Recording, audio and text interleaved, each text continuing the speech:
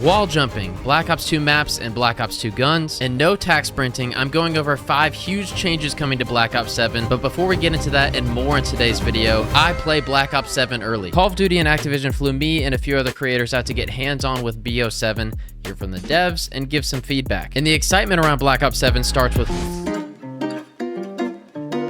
This seems to be essentially an advancement of Omni movement that we got with Black Ops 6, meaning it sounds like you'll be able to parkour your way off of walls. I imagine similar to Black Ops 3, where you can actually hold onto the wall for a second and then jump up. I should mention as well that even though I have played the game per Call of Duty's request, I can't talk about my impressions from the playtest, and I can't talk about the things that we played. Like I said, from my play experience, I can only say that I have played Black Ops 7. Some other movement changes are coming through the perk system in Black Ops 7. For example, now when you want to slide or dive or even wall jump, you're not able to ADS while doing so unless you have the dexterity perk. If you don't equip dexterity, it seems like you'll be able to shoot, but it'll be less accurate and more so in like a hip fire or tac stance spread. And we'll go even more in depth on movement later when we talk about tac sprinting. But first, there's some even more things that we really need to talk about. For example, how much inspiration the development team got from Black Ops 2 leading into Black Ops 7. Now, they actually specifically mentioned that BO2 is a huge source of inspiration going into BO7, and that is seen in the maps and the weapons that we'll see going forward. And on top of wall jumping, this is the second major change coming to Call of Duty.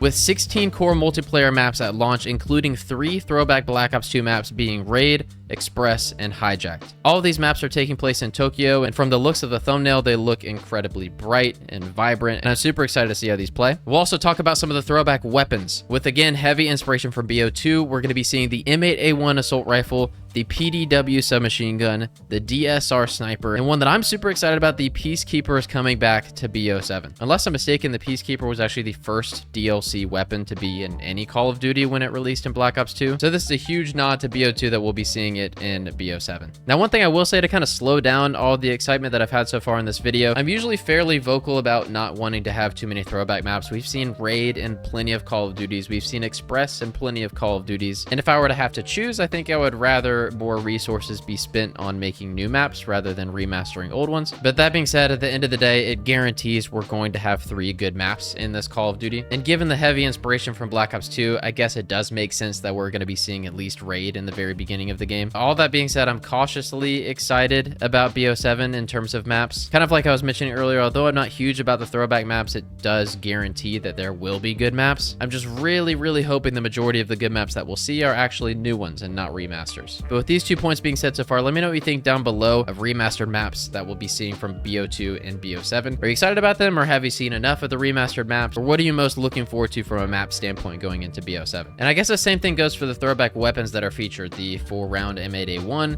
PDW, DSR, Peacekeeper. Let me know what you think of those down below as well. For whatever reason, from my perspective, I'm actually not as opposed to throwback weapons as I am to continuous throwback maps. And I think that'll be a great way to have some variety in the meta as well as some nostalgia. So I'm very much looking forward to see how these play out long term, especially when it comes to the meta side of things. And the third major change that is coming to the upcoming Call of Duty is that tac sprinting at default is not available. It will be behind a perk. Since the introduction of tac sprinting with MW19 and Warzone, it's been in, I believe, every single Call of Duty except for Cold War, unless I'm mistaken. And the competitive people, some of the OGs in the Call of Duty community, but especially like the competitive and CDL side of things, really don't like tac sprinting because it makes timings and movements a little more RNG heavy, where instead of having one consistent movement pattern, you're having short bursts of quick movement followed by a longer burst of like a slow regular sprint. So in my opinion, I think this is a great way that Treyarch is deciding to handle this in BO7. Tac sprint will still be in the game. You'll have to use a perk to do so. This seems like the opposite to what we have in Black Ops 6, where tac sprinting is on a default, but you can equip the slipstream perk, which takes away your ability to tac sprint, but raises your base movement speed. I imagine going into BO7, this will be the same thing, but flipped. This way, for the fan base that really wants to keep tactical sprinting, it's in the game, it's not going anywhere. But from a competitive standpoint and a CDL standpoint, it will be as easy as just making sure that people can't use the tac sprint perk. In my opinion, I think the biggest changes to bring core multiplayer back to what it should be in Call of Duty is the removal of doors and the removal of tack sprinting. We'll have to wait and see what the BO7 maps look like in terms of doors, but if we follow the trajectory of the DLC maps that we've seen in Black Ops 6, newer maps like Barrage, this map has no doors. There are no doors on Fringe, and unless I'm mistaken, there are no doors or little to no doors on the remaster of WMD. So like I said, if you take the trajectory of where these Black Ops 6 maps have headed over the course of Black Ops 6's lifespan, it seems like we're trending in the direction of less doors. On top of that, the removal of base tack sprinting, we might just be back. And the fourth major change coming to the next Call of Duty is that some abilities are coming back, specifically active camo. This will be seen in the field upgrade slot, and I'm especially interested to hear what y'all have to think about this. Me personally, even though some of the quote-unquote specialist abilities that we've seen in previous CODs might not be the most competitive, I feel like it fits the Call of Duty style of just enough fun without too much overpoweredness, and depending on what counterplay we see or what other abilities that we'll see in the future, it might just be balanced. However, we'll have to see what the remaining field upgrades are, especially how they are in comparison to active camo. I loved using camo in the Jetpack CODs, Infinite Warfare, and BO3 especially. And Black Ops 3 actually had a pretty decent balancing in terms of that loud noise that it made when you were popping active camo. It just alerted all your opponents that somebody was going to be there and invisible, and gave you at least an audio cue to get the heck out of there before somebody flew at you with camo. Now, I'll be very interested to see long term if active camo remains in the meta, especially the competitive meta, or if it ends up being something that's way too overpowered and we don't see being played too often. Either that or it gets nerfed to the ground, but time will tell. And the fifth and final major change coming to the next Call of Duty is some